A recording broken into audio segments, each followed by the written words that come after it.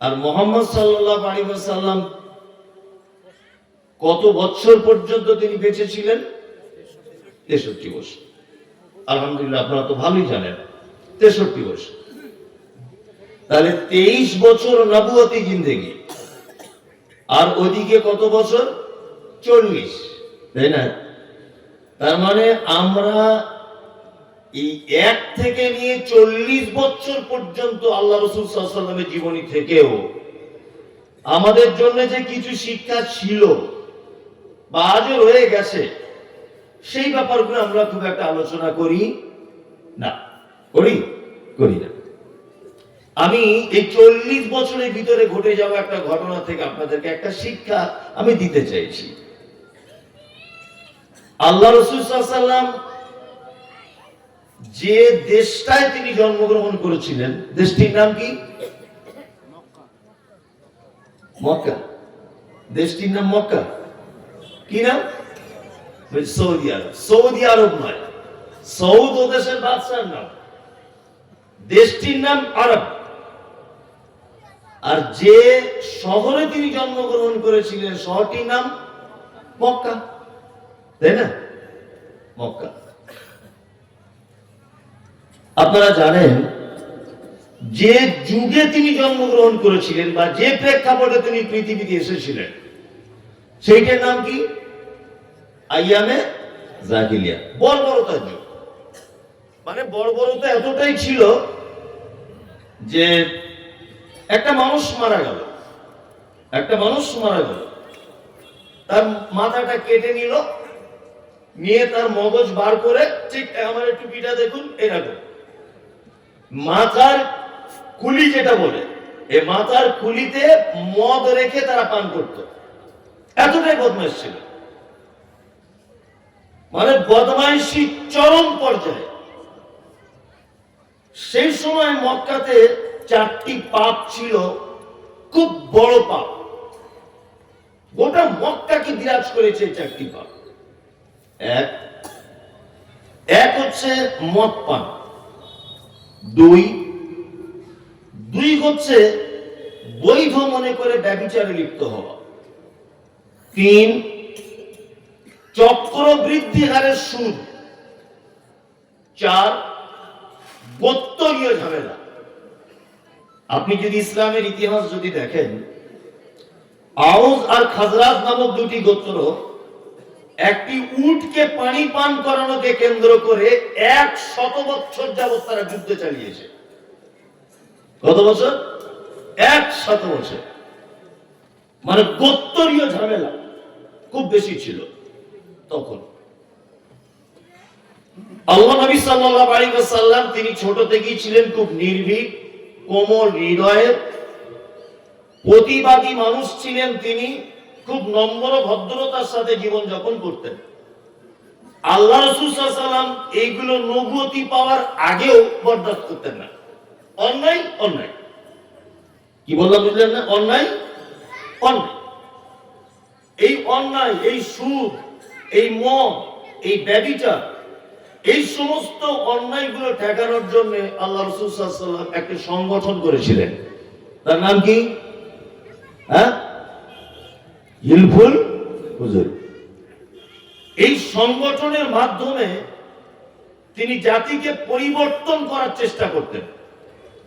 যুবকদেরকে নিয়ে, ইয়াং জেনারেশনদেরকে নিয়ে তিনি কি করতেন? মানুষকে পরিবর্তন করেন, ভালো কাজের উপদেশ দিতেন, অন্যায় থেকে মানুষকে টেনে আনতেন।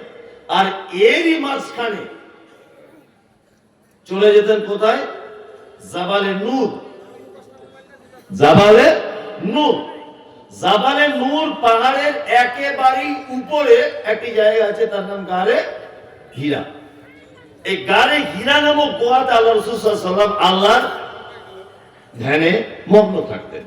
এসব বক্তব্য আমাদের শোনা। হঠাৎ করে একদিন জিবরিল আমিন এলেন, এসে আল্লাহ রাসূল সাল্লাল্লাহু আলাইহি ওয়াসাল্লামকে বলছেন, আপনি পড়ুন। আল্লাহ রাসূল সাল্লাল্লাহু আলাইহি ওয়াসাল্লাম বলছেন, আমি তো পড়তে জানি না। বাংলাদেশের প্রখ্যাত আলেম ডক্টর আসাদুল্লাহ আল গনিব হাফেজাহুল্লাহ সিরাতুর রাসূল বলে একটি বই তিনি লিখেছেন বাংলাতে। ওই বইয়ে তিনি লিখছেন, যেভাবে তিনি লিখেছেন আমি ওইভাবে বলার চেষ্টা করছি, যে জিবরিল আমিন প্রথম একবার গিয়ে আল্লাহ রাসূলের সিনাতে ধরলেন, জড়িয়ে ধরার পরে বলছেন যে আপনি পড়ুন। বলছে আমি তো পড়তে জানি না। আবার ধরলেন, পড়ুন। পড়তে জানি না।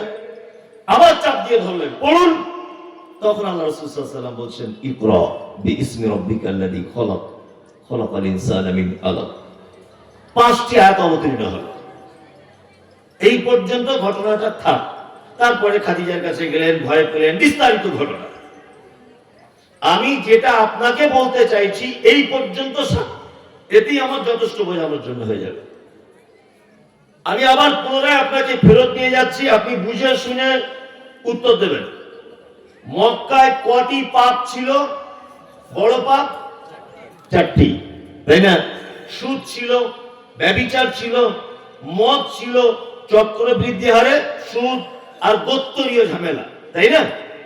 মুহাম্মদ সাল্লাল্লাহু আলাইহি ওয়াসাল্লামের কাছে কোরআন অবতীর্ণ করা হচ্ছে। আল্লাহ সর্বপ্রথম সুদ একটা মারাত্মক পাপ, এটা শুধু হাদিস কোরআনের দৃষ্টিতে পাপ তা নয়, সামাজিক অপরাধ। এটা এত বড় অপরাধ যে গরিব চিরতরের জন্য গরিব হয়ে যাবে, আর ধনী চিরতরের জন্য কি তার অর্থ বৃদ্ধি পাবে। এটা সুদের মূল বিষয়। আল্লাহ সুবহানাহু ওয়া তাআলা হীরা গুহাতে ডেকে নিয়ে বললেন না, মুহাম্মদ সাল্লাল্লাহু আলাইহি ওয়াসাল্লাম আজকে থেকে মদ হারাম, এটা বললেন না। আজকে থেকে সুদ হারাম, এটা তিনি বললেন না। আজকে থেকে তোমরা গোত্তরীয় ঝামেলায় জড়িত হবে না, এটা আল্লাহ সুবহানাহু ওয়া তাআলা বললেন না। আল্লাহ সুবহানাহু ওয়া তাআলা কি বলছেন? ইকরা, পড়ুন। ইকরা, পড়ুন। আরে আপনি যে হিলফুল ফুজুল সংগঠনের মাধ্যমে যুবকদেরকে নিয়ে যে আন্দোলন শুরু করেছেন, আপনি এই আন্দোলন ততক্ষণ পর্যন্ত সাকসেস হতে পারে না যতক্ষণ না পর্যন্ত আপনি লেখাপড়া না জানবেন, যতক্ষণ না পর্যন্ত আপনি পড়াশোনা না করবেন। আল্লাহ নবী সাল্লাল্লাহু আলাইহি ওয়াসাল্লাম ছোট থেকে স্কুলে পড়তেন তো? পড়তেন? লেখাপড়া জানতেন? তিনি নিরক্ষর ছিলেন, তবে মারাত্মক জ্ঞানী ছিলেন। জ্ঞানী আর নিরক্ষরের ভিতরে সামান্য একটু ডিফারেন্স আছে। মহাপণ্ডিত ছিলেন তিনি, তবে আক্ষরিক জ্ঞান ছিল না। আল্লাহ সুবহানাহু ওয়া তাআলা মুহাম্মদ সাল্লাল্লাহু আলাইহি ওয়াসাল্লামকে বলছেন, আপনি যে ভূমিকা পালন করছেন এটা একেবারেই ঠিক, কিন্তু আপনি যে পড়াশোনা জানেন না, আপনাকে সর্বপ্রথম পড়াশোনা জানতে হবে। এখান থেকে একটা জিনিস আপনি শিক্ষা নেন, যে একটা সমাজকে, একটা জাতিকে, একটা গ্রামকে, একটা পরিবারকে পরিবর্তন যদি আপনি করতে চান, সর্বপ্রথম শিক্ষিত মানুষকে দিয়ে এবং শিক্ষাকে সামনে রেখে সমাজ পরিবর্তন করা সম্ভব। তার আগে সমাজ পরিবর্তন করা সম্ভব কখনোই না। দুটো জিনিসকে দিয়ে সমাজ পরিবর্তন করা খুব সহজ। এক, যুবক, যুবকদেরকে দিয়ে সমাজ পরিবর্তন করতে হবে। দুই, শিক্ষিত মানুষদেরকে দিয়ে সমাজ পরিবর্তন করতে হবে। এবং এই দুটোতে খুব সহজ। যদি বলছেন তাহলে বুড়ো মানুষরা কি করবে? বুড়ো মানুষরা কি করবে? ডাক্তার দিয়ে ঘুরবে? কি বললাম বুঝলেন না? আপনাদের পরামর্শ দিবে।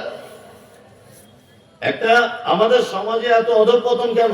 বিশেষ করে সামাজিক যে সমস্ত ডিপার্টমেন্ট গুলি আছে, মাদ্রাসা বলুন, মসজিদ বলুন, জলসা বলুন, ঈদগাহ বলুন, এতিমখানা বলুন, কোন যুবকদের সংগঠন বলুন, যাই বলুন, এইগুলো এত অধঃপতনের তলদেশে তলিয়ে যাচ্ছে কেন বলুন তো? কোন ডেভেলপ নেই কেন বলুন তো? তার মূল একটি কারণ আপনাদেরকে ধরিয়ে দিচ্ছি, সেটা হচ্ছে এই। আচ্ছা, সরকারি ডিপার্টমেন্টে কত বছর বয়স হলে একটা মানুষকে সরকার বাড়ি বসিয়ে দেয়? রিটায়ার হয়ে একটা মানুষ কত বছরে? 60 বছরে। তার মানে সরকারি পক্ষ জানে যে 60 বছর বয়স হয়ে গেছে মানে ওর বুদ্ধি কমে গেছে। তুমি স্কুলে আর এসো না, ফালতু এসে ছেলে মেয়েদের নষ্ট করো না, বাড়িতে বসে থাকো, অর্ধেক বেতন খাও, তবুও ভালো। স্কুলে এসে সর্বনাশ করে দিও, তোমার এখন বুদ্ধি কম। তুমি চশমা ছাড়া দেখতে পাও না, কথা বললে ভুলে যাও, কার নাম আশরাফুল কার নাম সাইফুল তোমার মনে থাকে না, স্মৃতি শক্তি কম। কি বলছি ঠিক না? 60 বছর বয়সে বাড়ি বসিয়ে বসিয়ে বেতন দেওয়া হয় না। আর আমরা সমাজ এত বুঝি, এত বেশি পাণ্ডিত্য অর্জন করেছি যে আমরা ওই বুদ্ধি কমে যাওয়া মানুষদেরকে এনে বিশাল একটা প্রতিষ্ঠানে ধরে সবাই মিলে সেক্রেটারি করে দিয়েছি। চাচা তুমি যখন এক স্কুল থেকে বাড়ি এসেছো, চাকরি বাকরি আর নেই, তুমি সেক্রেটারি হয়ে যাও, আর তুমি একটু আরো এর উপরে পোস্টে তুমি থাকো। আর 85 বছর বয়স ওনাকে দায়িত্ব দিচ্ছেন, তুমি কে? তুমি আর একটা ডিপার্টমেন্টে থাকো। আচ্ছা বলুন, ওনার বুদ্ধি কমে গেছে বলে, চোখের দৃষ্টি কমে গেছে বলে সরকারি পক্ষ ওনাকে বাড়ি বসিয়ে দিয়েছেন, আর আমরা তাদেরকে ধরে এনে উচ্চ আসনে বসিয়ে দিয়েছি। তুমি আমাদের বিশাল প্রতিষ্ঠানের ডেভেলপমেন্টের দায়িত্বে তুমি থাকো, কিয়ামত পর্যন্ত ডেভেলপ হবে না। কি বললাম বুঝলেন? কখনোই সম্ভব নয়। যুবকদেরকে এগিয়ে আসতে হবে সবার আগে।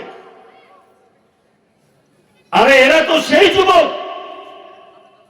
যারা Bharat Pakistan, Bharat Bangladesh, Bharat Australia cricket match হলে রাত 12টার সময় ম্যাচ শেষ হয়েছে, মুরগিওয়ালা দোকানদারের বাড়ি থেকে ডেকে এনে চাবি দিয়ে দোকান খুলিয়ে রাত 12টায় মুরগি কিনে আশরাফুলের বাড়ি থেকে গ্যাস ওভেন ভাড়া করে 3টার সময় পিকনিক করে খায়।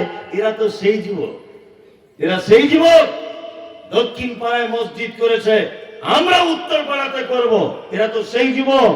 পরের জমি দখল করে ক্লাব বানিয়ে অন্য পাড়াদের সাথে টক্কর লাগাতে পারে, এদের পক্ষেই সম্ভব সমাজ পরিবর্তন করা। কি বলছি বুঝতে পারছেন না?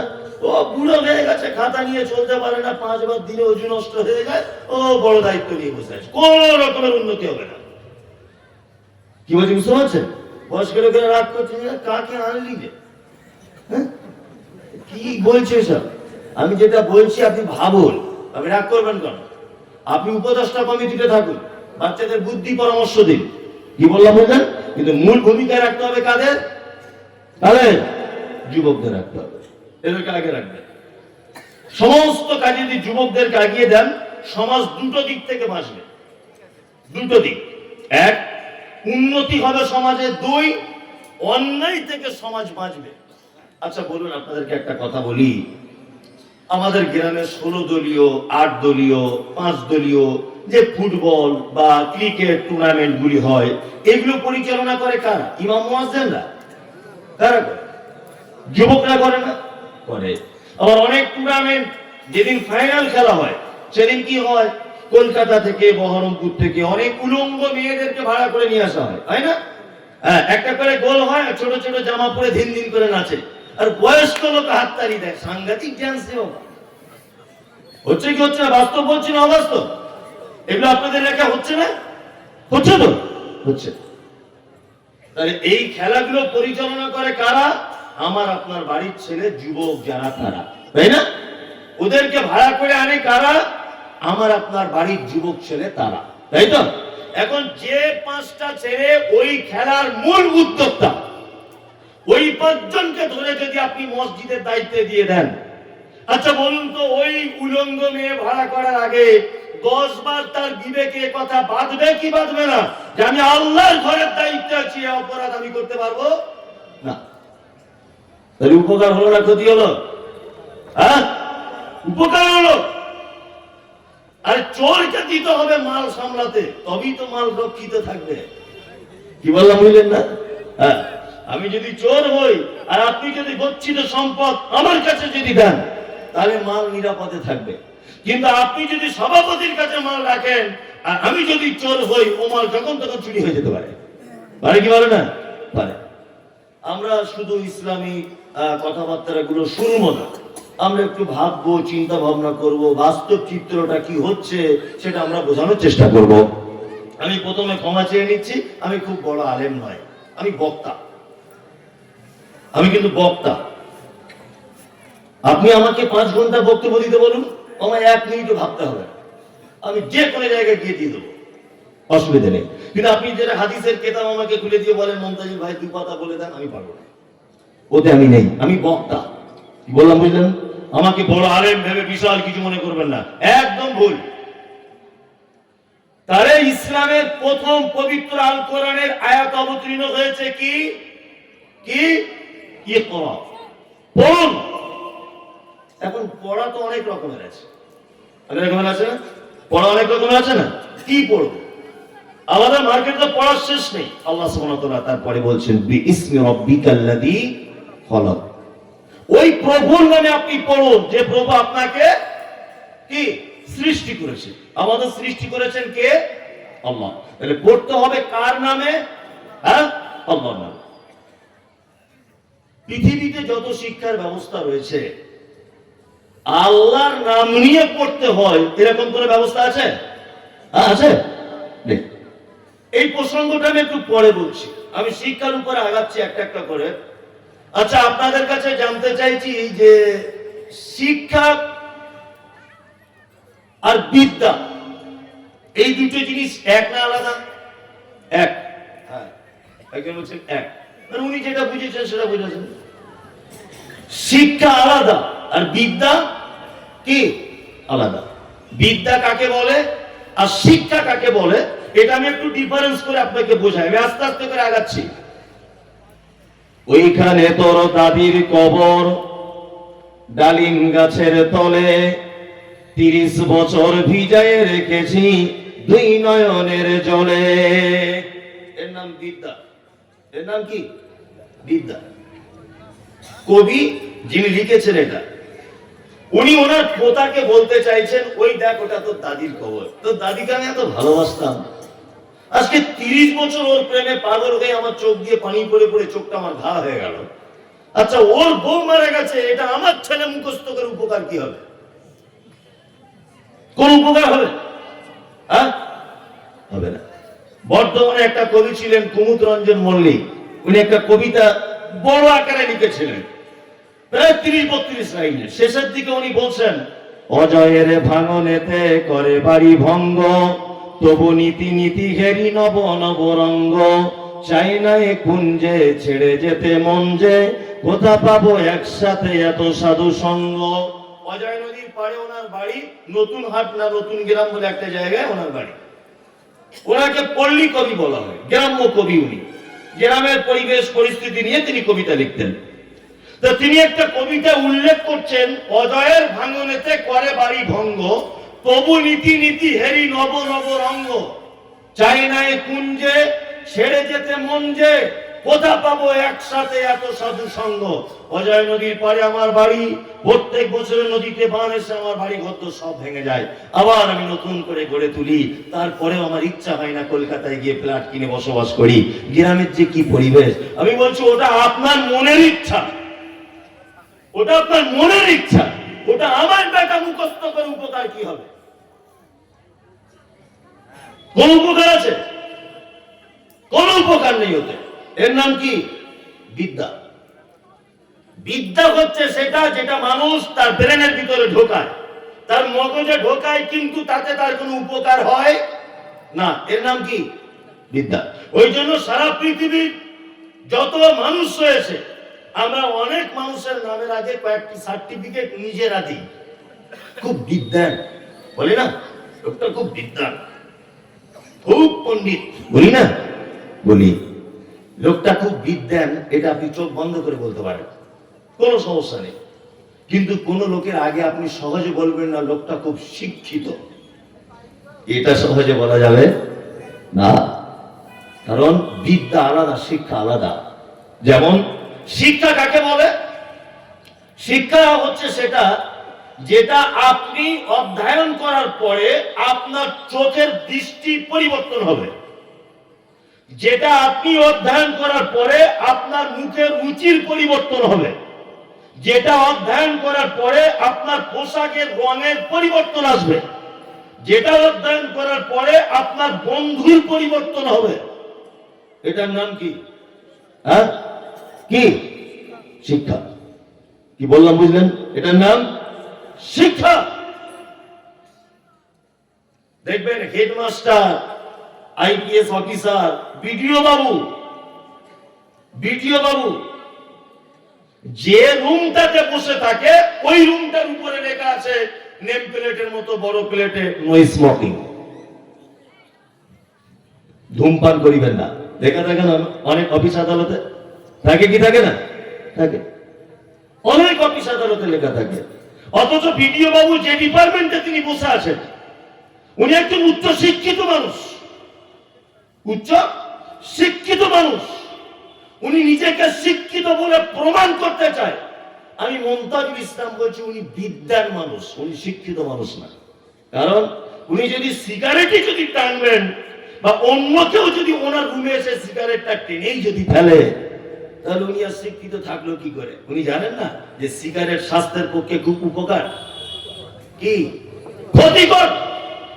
তা স্বাস্থ্যের পক্ষে ক্ষতিকারক এরকম একটা জিনিস একটা লোক হেডমাস্টার হয়ে ধূমপান করছে, তাহলে একে শিক্ষিত বলা যাবে না? উনি বিদ্যা শিক্ষিত মানে অর্জন করার পরে পরই সাথে সাথে তার ভিতরে যত অপরাধ, তার যত মদ মাতাল অসভ্য বন্ধু, তার মুখের রুচি, তার চোখের দেখা, সমস্ত কিছুর পরিবর্তন ঘটবে।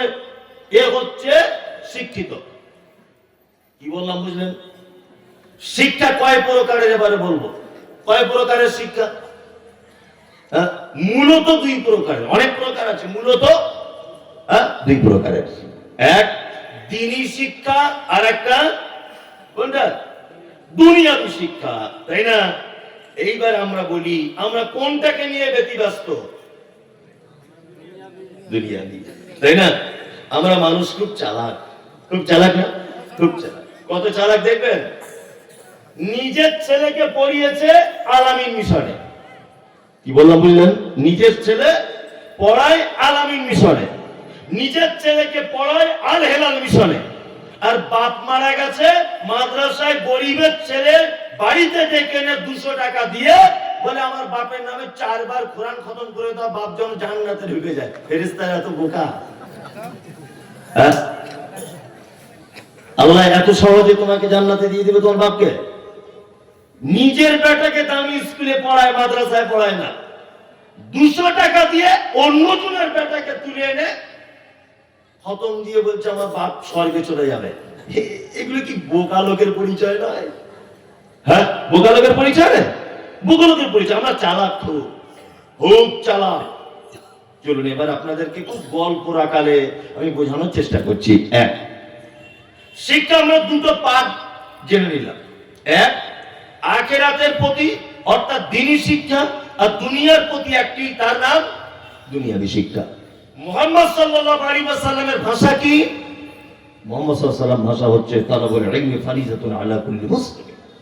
প্রতিটা মুসলিম নর নারীর উপরে দ্বীনের শিক্ষা অর্জন করা কি বাধ্যতামূলক। কি বাধ্যতামূলক? ফরজ, তাই তো? এইবার আপনাদেরকে একটা কথা বলি, ফরজ বলতে কি এইরকম যে মাদ্রাসায় পড়তে হবে 15 বছর, মাথায় পাগড়ি বাঁধতে হবে, তারপর ফরজ আদায় হবে, এইটা না। ফরজ বলতে কি? ইসলামের বেসিক জ্ঞানগুলো আপনার ভিতরে চলে আসবে। তাওহীদ কাকে বলে, শিরক কাকে বলে, আল্লাহ সুবহানাহু ওয়া তাআলার প্রতি আপনার কি হক রয়েছে, স্বামী স্ত্রীর কেমন সম্পর্ক গঠন হওয়া দরকার, পিতামাতার সঙ্গে সন্তানের ব্যবহারটা কেমন হওয়া দরকার, এই মূল বিষয়গুলো একটা মুসলিমের উপরে জানা কি বাধ্যতামূলক, তাই না? আমরা কি করছি? আল্লাহু আকবার। আপনার ছেলে শুনছি নাকি দামি স্কুলে পড়ে, পড়ুক, আমাদের কোনো আপত্তি নেই, কোনো আপত্তি নেই। তবে আপনার ছেলের যে ভিতরে ভিতরে কবে ঈমান চলে গেছে আপনার মনে হয় বুঝে আসেনি, এসছে না? ইসলামিক শিক্ষা ফরজ কেন, তার একটা বাস্তব চিত্র আপনাদের সামনে আমি তুলে ধরছি। এক, আমাদের মাঝে একজন নবী ছিলেন, নবীর আব্বা ছিল না, বিনা বাপির মায়ের পেটে এসেছেন। নাম কি? ঈসা আলাইহিস সালাম। আচ্ছা, ঈসা আলাইহিস সালামকে স্কুলের বইয়ে কি বলে ডাকা হয়? যিশু। আপনারা তো ভালোই জানেন। আর ওনার মাকে কি বলে ডাকা হয়? ম্যারি। আর কোরআন ওনার মায়ের নাম কি বলছে? মারিয়াম। আচ্ছা বলুন, কোরআন বলছে মারিয়াম, আমরা আপনার বেটা স্কুলে পড়ছে মেরি, কোরআন বলছে ওর নাম যিশু, এই আপনার ঈসা, আর স্কুলে পড়ছে ওর নাম যিশু, তাই তো? আচ্ছা আপনার বেটা যদি শুধুমাত্র এই যিশু আর মেরি এটা যদি শিখে আসে আর এর প্রতি যদি ঈমান রাখে, আপনার বেটার ঈমান থাকবে না যাবে? হ্যাঁ যাবে। কোরআন বলছে ফাইন্না খালাকনাকুম মিন তুরাবিন সুম্মা মিন নুতফাতিন, নিশ্চয়ই আমি আল্লাহ মানুষকে সৃষ্টি করেছি মাটির উপাদান দিয়ে, আমি মানুষকে মূল সৃষ্টি করেছি কি দিয়ে? মাটি দিয়ে। তারপরে নুতফা, আমি ওই আয়াতের শেষে পর্যন্ত পৌঁছাচ্ছি না, শুধু মানুষকে তৈরি করা হয়েছে কি দিয়ে? মাটি দিয়ে, তাই তো? আচ্ছা মাটি দিয়ে যে মানুষকে বানানো হয়েছে, এই ঈমান রাখতে হবে না হবে না? হবে হবে। স্কুলে কি বলছে? চার্লস ডারউইনের থিওরি, বানর থেকে মানুষ হয়েছে, বলছে না? এগুলো আমি মাঝে সাঝে হাসি পাই, শিক্ষিত মানুষরা আসে মাঝে সাঝে অবাক হই, এগুলো হয় কি করে, এগুলো পড়ায় কি করে, বইয়ের পাতাতে আজও আছে কি করে? ওই জন্য দেখবেন ডাক্তার বাবু যে চেম্বারে বসেন, ওই চেম্বারে একটা ক্যালেন্ডার রাখা আছে 2024-এর, একটা লোক এইরকম করে আছে, আর একটা লোক একটু এরকম করে, আর একটা লোক একটু এরকম করে আছে, আর একটা লোক ফুল মানুষের মতো, আর একজন হাফ কান করে আছে। মানে উনি বোঝাতে চাইছেন আগেকার দিনে এইরকম ছিল, ওইটা বিবর্তন হয়ে এরকম হয়েছে, ওইটার বিবর্তন এরকম হয়েছে, ওইটার বিবর্তন এরকম হয়েছে, নিয়ে লাস্টে গিয়ে একেবারে হাফ কান করে বসে আছে মানুষ। এটা বোঝানো কি বোঝাতো না? ক্যালেন্ডার এরকম ক্যালেন্ডার দেখা যায় না? আমি মুমতাজ ইসলাম, আমার এক ছেলে এক মেয়ে। আপনাকে একটা জিনিস বোঝাচ্ছি, আমার বাড়িতে একটা গাই গরু আছে, বাচ্চারা দুধ পান করবে বলে আমি গরুটাকে বাড়িতে রেখে দিয়েছি। তা আমার স্ত্রী বলছে আমাদের গাইটা তো দেশি গাই, এটা যদি একটা জার্সি বাছুর হতো দুধ বেশি হতো। তা আমি ডাক্তার বাবুকে বলছি, ডাক্তার বাবু একটা জার্সি বাছুরের ইনজেকশন পুশ করা যায় না? বলছি কেন যাবে? যাবে। দেশি গরুর জরায়ুতে জার্সি গরুর বিষ বা আপনার বীর্য পুশ করা হলো। আচ্ছা বলুন তো, দেশি গরুর পেট থেকে জার্সি গরুর বাছুর হওয়া এটা সম্ভব না অসম্ভব? হ্যাঁ সম্ভব না? সম্ভব, সম্ভব। আমার মেয়েটা কাঁদতে কাঁদতে বলছে আব্বু একটা হরিণের বাচ্চা এনে দাও না, একটু খেলবো। আমি ডাক্তারকে বলছি, ডাক্তারবাবু এক কাজ করো না, আমাদের গরুর পেট থেকে একটা হরিণের ইনজেকশন দিয়ে বাচ্চা বার করে দাও তো। আচ্ছা বলুন তো কিয়ামত পর্যন্ত সম্ভব? সম্ভব? সম্ভব না। এ বই পড়াচ্ছে কি করে?